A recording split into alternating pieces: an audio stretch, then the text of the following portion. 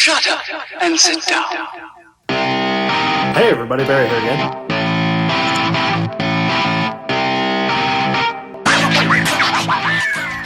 Hey everybody, Barry here again. Back at it. I was going to port the heads. Maybe I still will in this video, but I got a couple more parts to clean up. It's not too serious. This is an oil pan. I wasn't planning on using this one, but I thought, hey, it's already blue. And it's just a little bit greasy. It's not a serious, not a big deal. So I'll power wash that tonight. And I've got to figure out which sump pickup tube I got to use. Like this one. This is a real freaky, kinkety looking one. This one here is much prettier. I don't know which one fits the pan, but I'll figure that out anyway. Because the slosh thing, I don't know what it's called. Let's go look. It's shaped a certain way that I think the nice smooth one is going to work well. It kind of fits in this notch here and then comes up here and then up to the engine. So I'm going to go power wash that one first. Then I can probably start on the heads. I don't think that's too serious. This is my collection of painted parts already. Valve covers, valley cover, front cover, rear cover, and the cam bracket. And of course the block is painted. So let's go outside where it's cold and dark and power wash that oil pan and then potentially paint it tonight, but probably wait till it's dry and paint it tomorrow. I've been having some issues with contamination in the paint, probably chemical contamination in the air because we've got more stuff going on here. And sometimes it doesn't come out perfect. But after I power wash the oil pan, I'll probably start porting the heads. And before I start that, a guy who's been watching forever and is on the Facebook group, Jay Stokes, sent me a turbo. So it's this one here. It's another hull set off of a Cummins. I'm not sure if it'll be suitable for twins. I don't think so, because here we can see that it's a different compressor size. This one is an 8 fin compressor. This one is 7, 64 millimeter, sorry, 54 millimeter and 56 millimeter. And the hot sides are way different. So I'll keep that for another project, maybe like a 6-cylinder deal or something. But tomorrow, I'm going to say a little bit later in this video, I should have another turbo that Albert Smith sent out by courier for me from a couple towns over. It's the same turbo as I am very fond of, 66 millimeter Mac turbo. And I actually still have the cold side from my Mac turbo, which is purple. And I'll dig that out now. Here it is. I kept the cold side because I love this thing. And I'll probably end up just switching it over. This is one that I cut the big nose off of, but I kept the Mac dog. That was the coolest part of this turbo. And I thought it was really neat that the top kicks out like this, or the outlet. So I always thought, anytime somebody saw that turbo under the hood of the rat rod, they're like, man, it looks different. It's got that outlet that kicks off. Nothing does that. Apparently it's like only Mac. So it's a Borg Warner turbo that Mac made their own cold side to fit their trucks, and this one came off of a big garbage compactor or dump truck or something. So I'll probably end up switching that over. But we'll see that a little bit later. Let's go power wash this thing. I thought while I'm out here, I might as well power wash the heads too, and they're nice and clean before I start porting.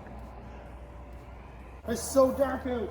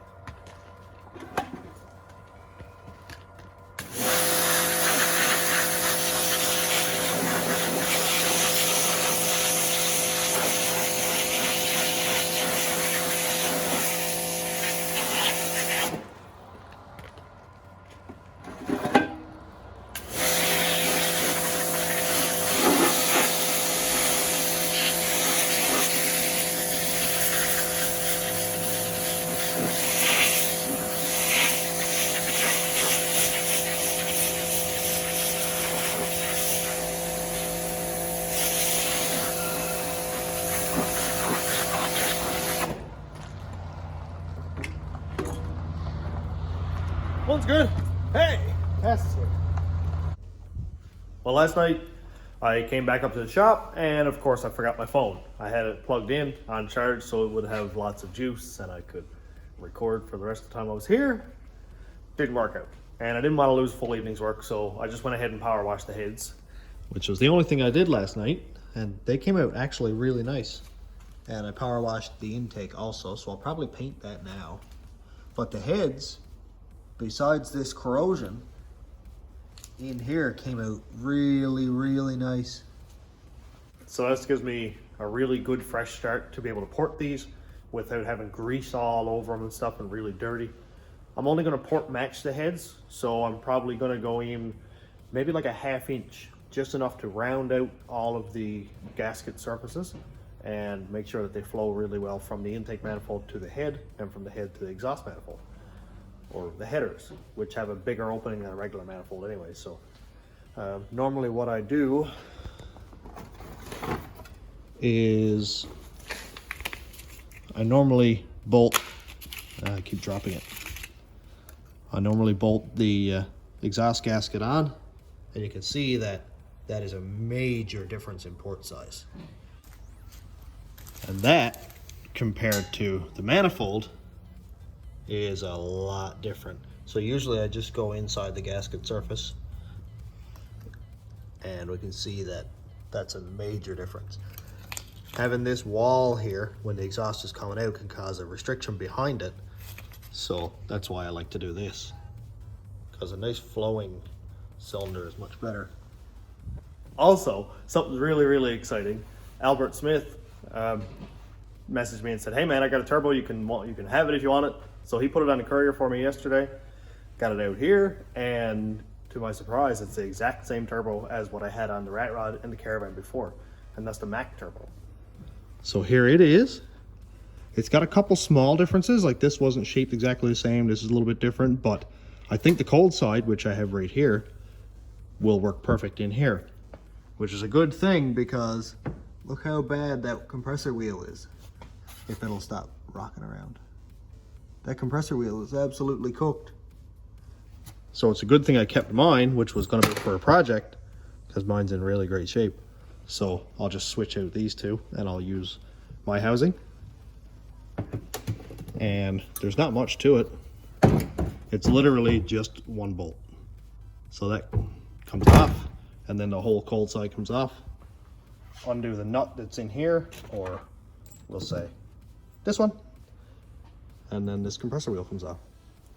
I'm getting kind of excited. Let's pull this thing apart really quick. Well, nothing to see.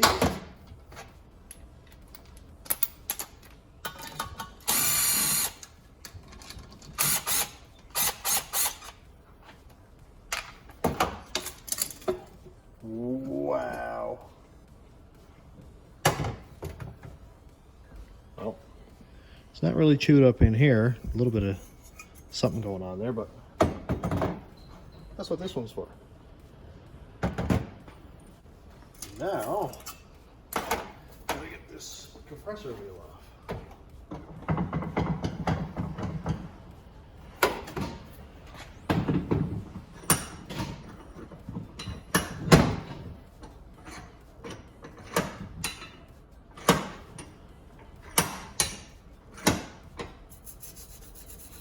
Crustiness going on in there.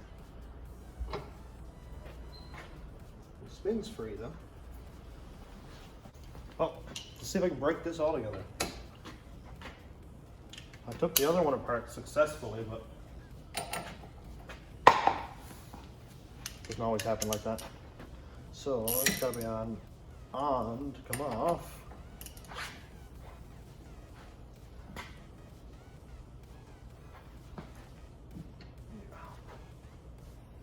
Yeah.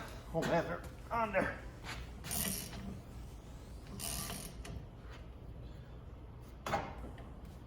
If this looks super awkward, it's because it is.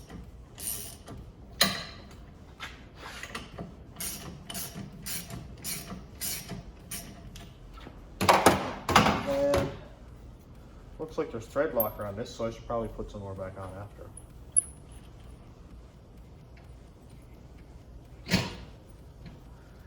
nitre coming off.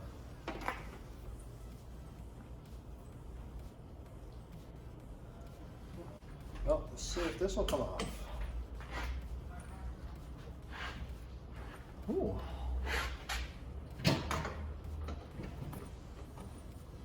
Huh, it wants to unscrew. I don't think it's threaded, obviously. Just makes it easier to come off.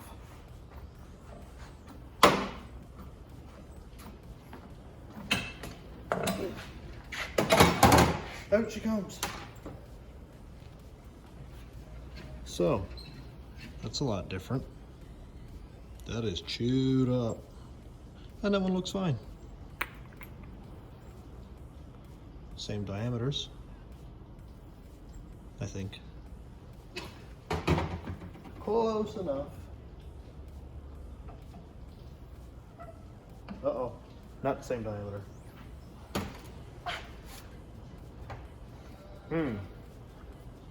So, we can see here that the stud diameter is a lot bigger in this one. So that's not going to work.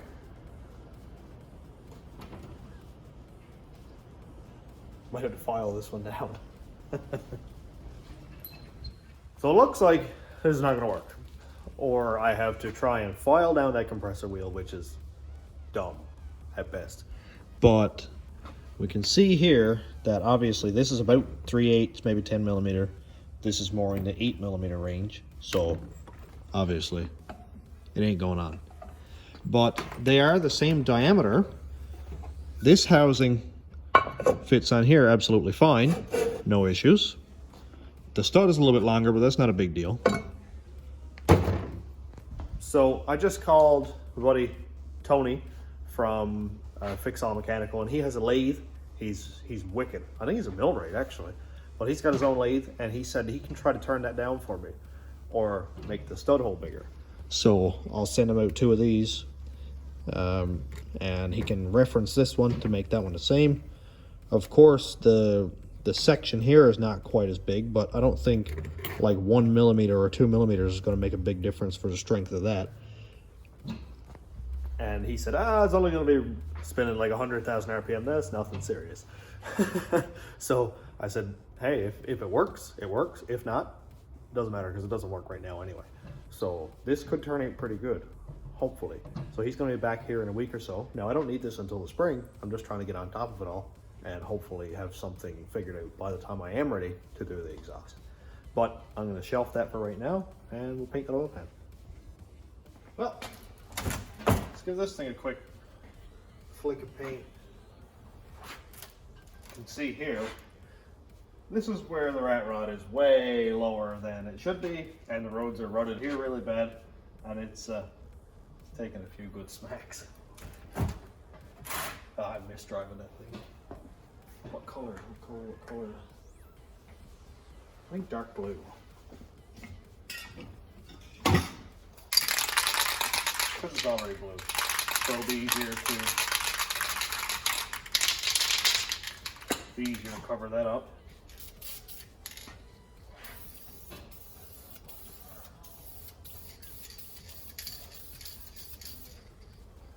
It's already blue.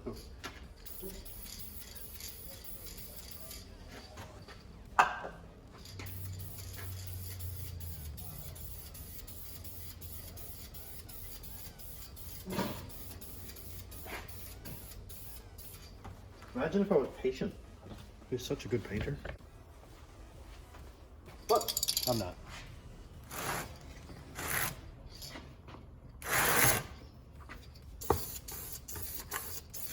I'm going to leave this spot right here because this is where the bell housing touches, and it'll ground a lot better because the engine and transmission ground through the bell housing.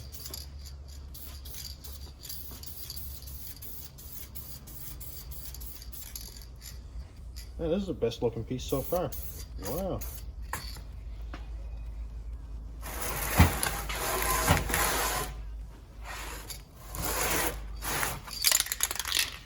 I was going to use the other oil pan that I had, but it was all greasy and gross, and this one was already painted.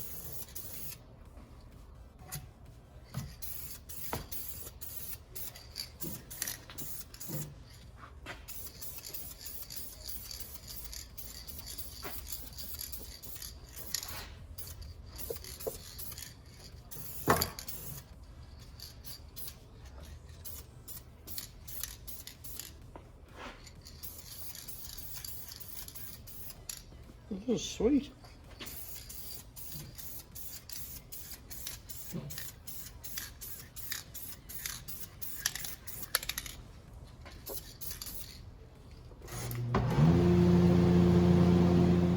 I find that the easiest way to hold this gasket on and get the best reference is to just bolt it directly to the head. And I put some nuts on the bolts here as spacers because they didn't go in and bottom out. So, put those in. Now this is not absolutely critical, obviously, but I find it a lot easier to use the actual gasket as a reference rather than some black mark.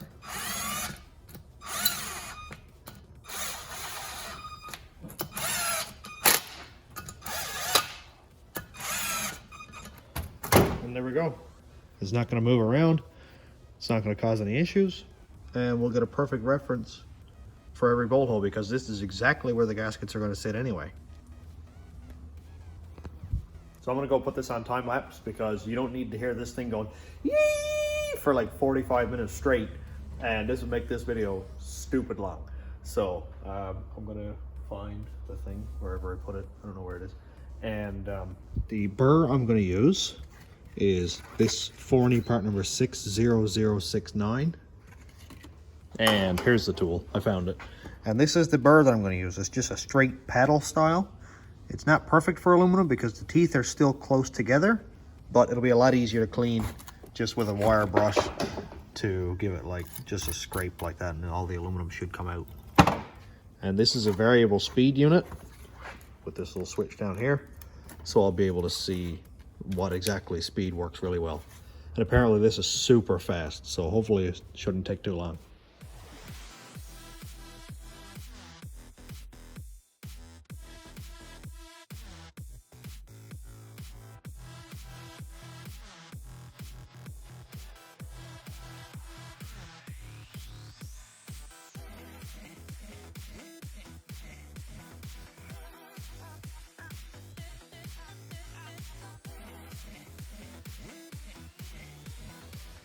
With that tool, this is going to be much quicker than I expected.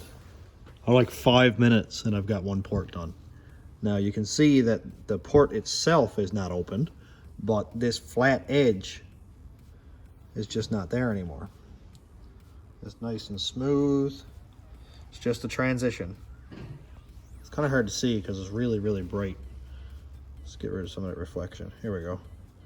It ain't perfect, but you know, what are you gonna do with a big machine like this? It's gonna, you know, I'm not gonna be polishing this or anything, but I went in 1/2 inch or so into the port, and I like this a lot more than that.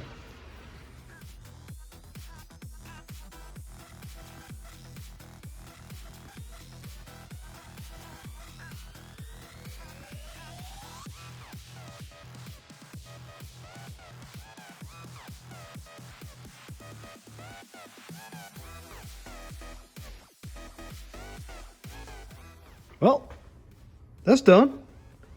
So now I'm going to move on to the other cylinder head and do the exhaust because I'm already doing the exhaust. And then next, after that's done, I'll go and do the intake, which is really not much. It's about 1/4 of the work for each port there because the intake, the walls and the floor is fine. I don't need to move any of that. Just need to open up the top a little bit where the injector would fire. And from what I can tell, because the tops are always really, really clean, the top of the ports, I think the injector sprays and pretty much hits that flat spot, or at least some of the gas does. So we don't need that. It slows down fuel flow. I'm sure it does promote atomization, but turbos don't care about atomization. So I'm going to open up those ports so that the fuel has a straight shot pretty much right to the back of the valve, hopefully. And we'll get there in a little bit. I'm going to keep going with the time lapse because this is a long process, and we'll be done very shortly.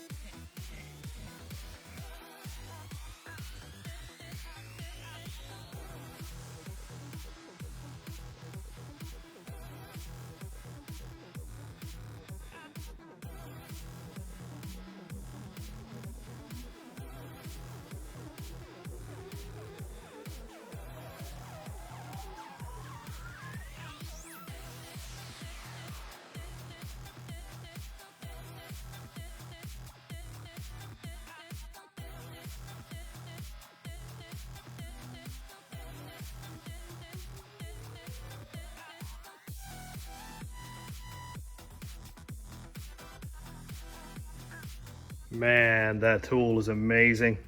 So much faster.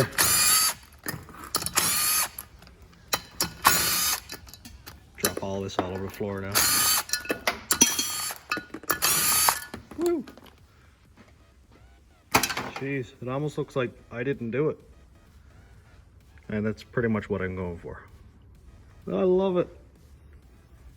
Well, dinner break's over, so I'm gonna go back to work, and I think after I will finish up those intake ports, then I can clean up the valves. I'll do those on the wire wheel on the bench grinder.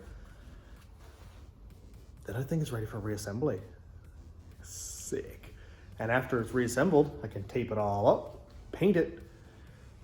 We're way closer than I expected to be for like early December. This is awesome. And on to the intake side. This is really shiny. It's got some glare on it. So I like to do this one upside down because these notches fit this little collared piece on here, and it sits in there a lot easier.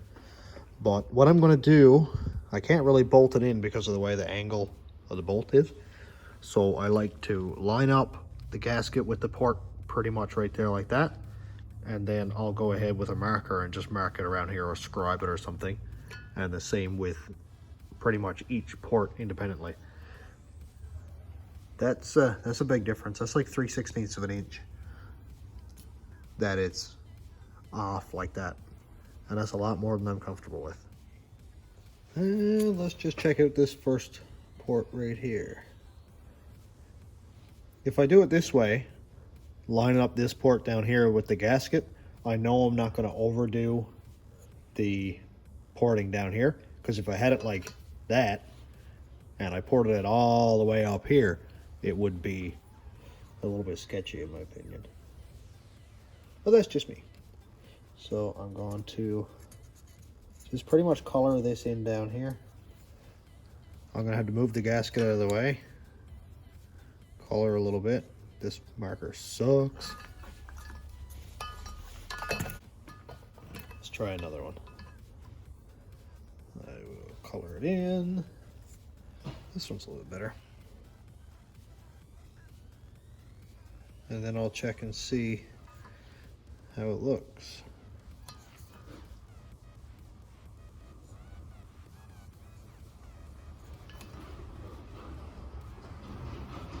That's pretty good.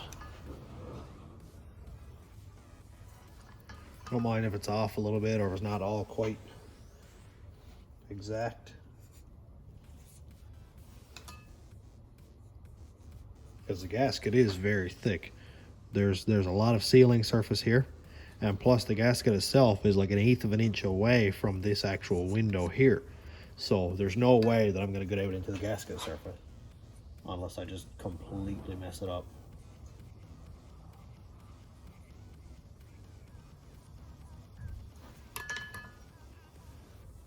That's good. On to this one. A little bit of stubborn stuff left on here, but the dremel will take care of that.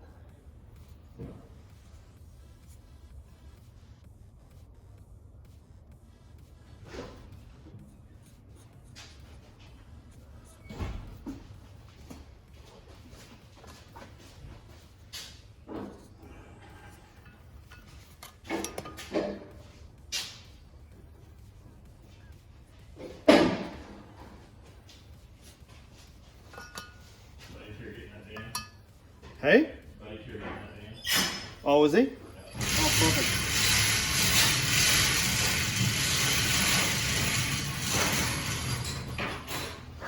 So, that one's off a little bit. I'll wipe that away. Oh no, the marker won't back down. Doesn't need to remove a lot, but I want it to be matched. So I'll do this one here in real time just because it's, or one of these anyway, just because it's kind of small and won't take very long. All right.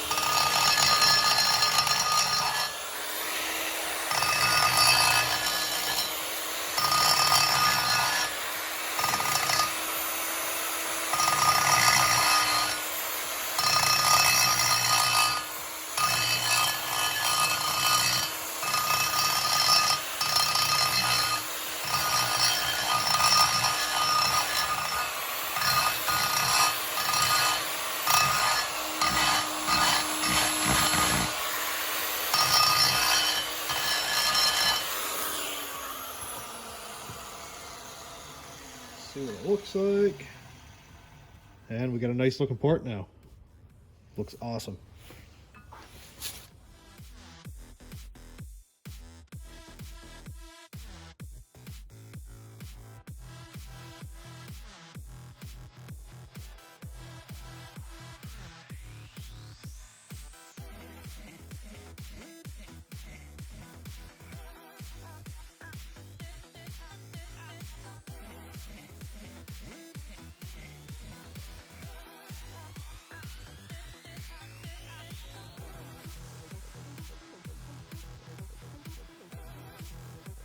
Well, that's it.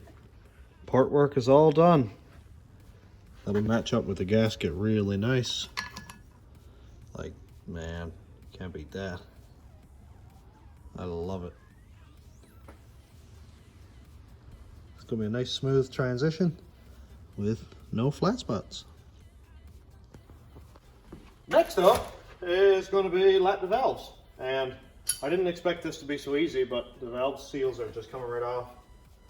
I'm going to replace them just because I'm going boosted, and I really don't like burning oil or vacuum leaks up through the valves. You don't need any of that.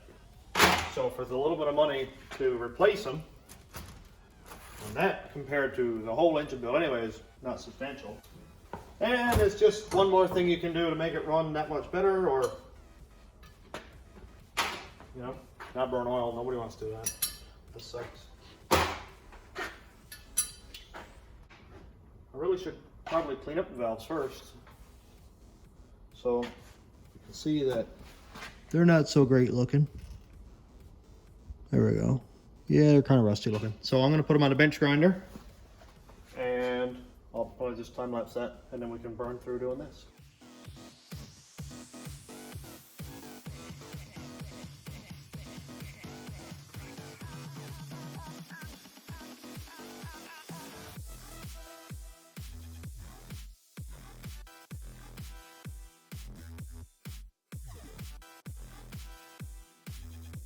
I got them all cleaned up, and most of the valves are fine.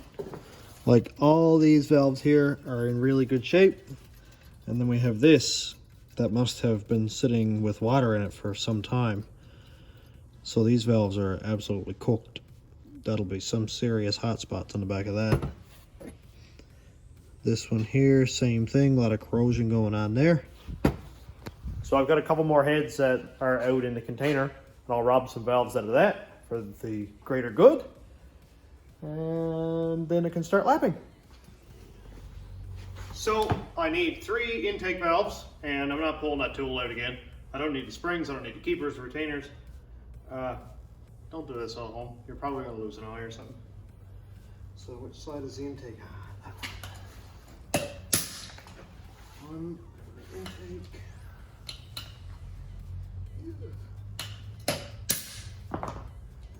Another intake. And there we go. 3 valves. And they're stuck.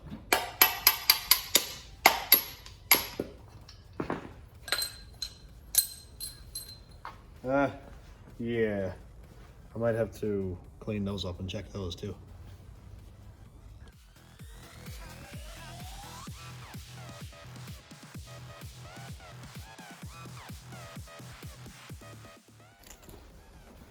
All right. Well, we got a full set of valves. Now, of course, I know I power washed these already and they're nice and clean, but I am going to power wash them again after. Mainly because after I took out the valve seals, oil.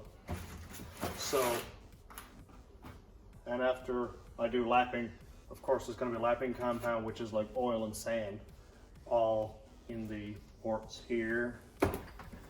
And a little bit of oil probably after I get the valves and everything all assembled.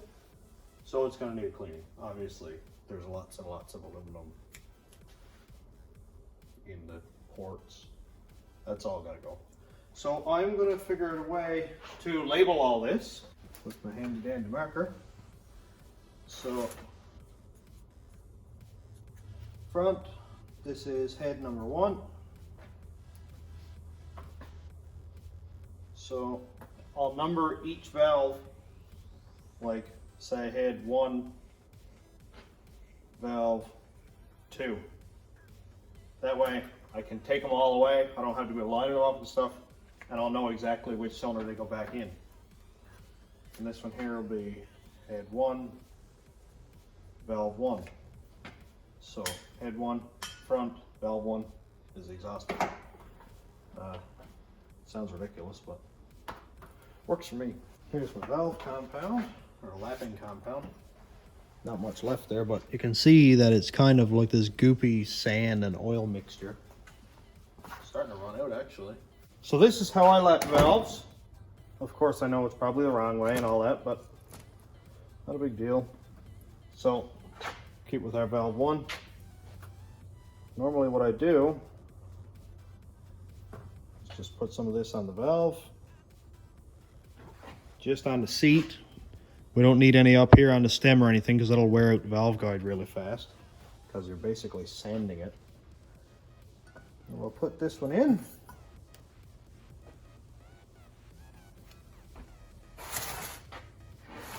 And we'll turn the head around, and you can see that the valve shank is sticking out right here, or the stem.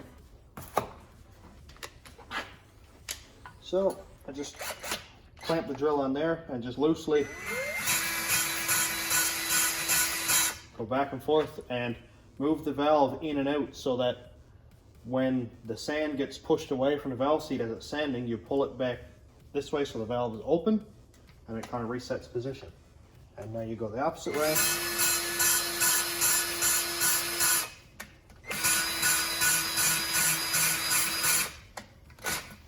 And I'll just check it. It doesn't need to be crazy, as long as there's a uniform gray area on it.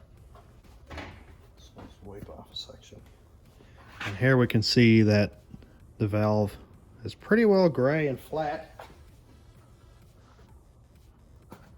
Same goes for the valve seat. And that's all is required. Doesn't need to be any more aggressive than that. So that's 1-1. This one here is our 1-2. I'll wipe off that stem.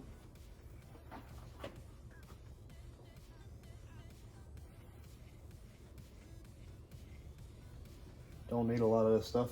I've had this bucket of valve grinding compound probably for 4 or 5 years. I think Rodney gave it to me back when I did my first 350, so. And it was open then.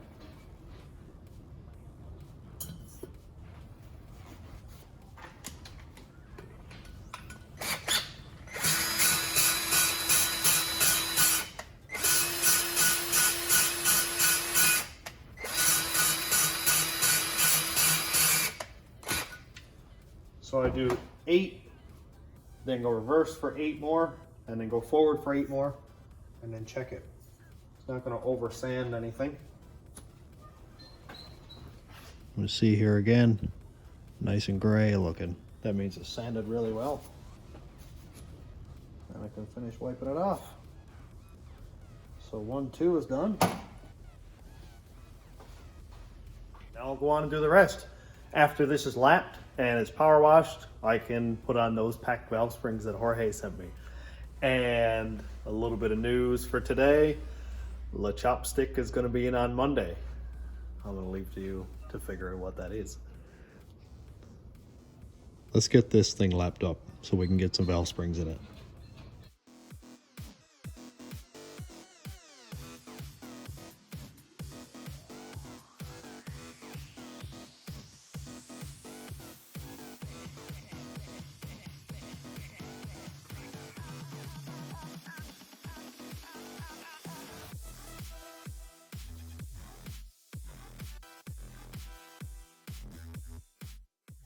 Well, I got the heads cleaned up. Well, not cleaned up, lapped anyway. So I think I might power wash them again. That's the best thing that I can do right now, because after that, it is just install the valve seals, put the springs and valves back in it, and then paint. Now that'll be in next video, but at the very least I can have them all completely cleaned up now, and then I can just start right at it next video and not have to be cleaning right off the bat. So let's drag it out into the cold and the wind and the rain again and start power washing. I've got a mixture of spray 9 and some everything cleaner in that, just to foam it up for a second. So, man, it's windy out here. I left the camera inside, so at least won't be too much wind noise. But I'm just basically looking to degrease it and get any oil out of the heads, and then after that I can have them dried out overnight. I'll just hook the fans up to it. See what this does.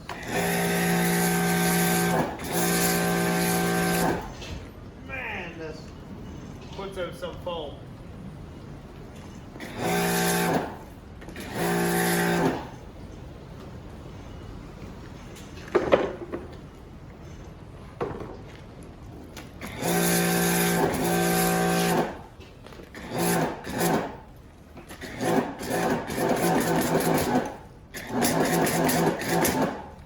Sit for a second, let it foam up, and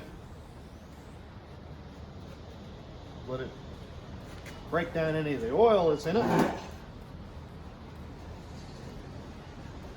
I can't wait to get these heads painted. So the valve covers, obviously the block is green, the valve covers are blue and red.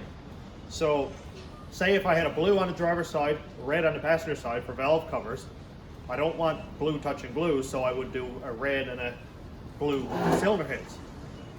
So I think I would probably either do opposite of those, or have like one blue head under the red valve cover and like one yellow head, just to completely throw it off, so there's no actual symmetry. Because I don't think there was actually any symmetry on these Volkswagens either, so that would just make it too puzzly looking. That should be long enough.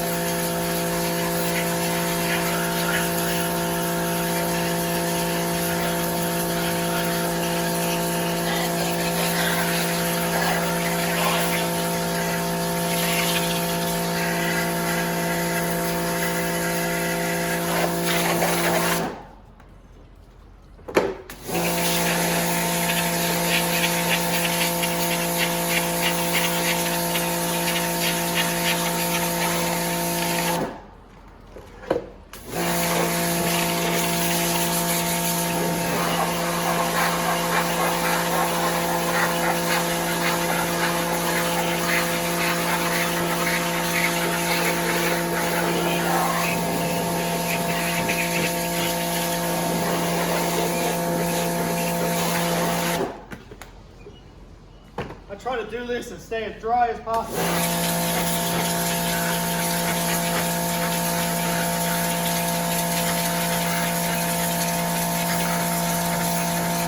It's not really working that well.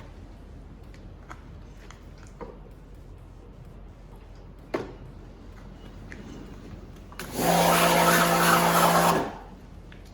don't want it to tip over. That one's done.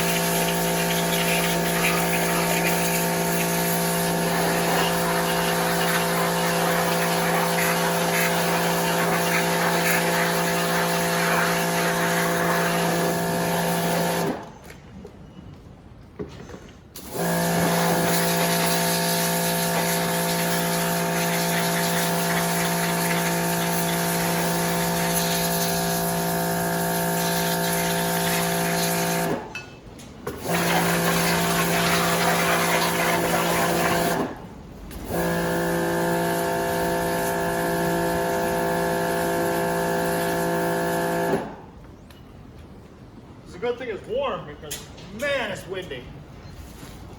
Whew.